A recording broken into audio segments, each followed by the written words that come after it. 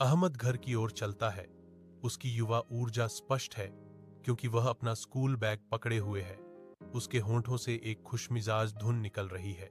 एक बूढ़ा आदमी सड़क के किनारे उदासी से बैठा है। उसकी थकी हुई मुद्रा भूख और थकावट की कहानी कह रही है। करुणा से भरे हुए अहमद आगे बढ़ते हैं। उनकी आवाज कोमल है।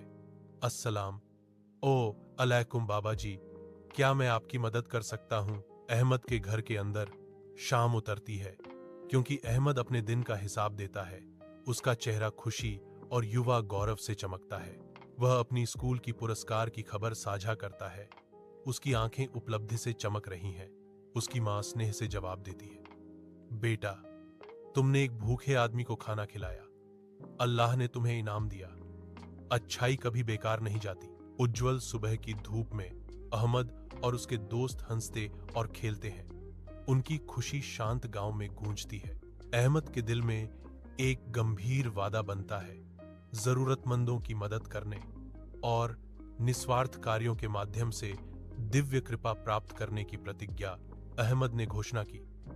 दोस्तों, हमें हमेशा दूसरों की मदद करनी चाहिए क्योंकि अच्छाई कभी बेकार नहीं जाती।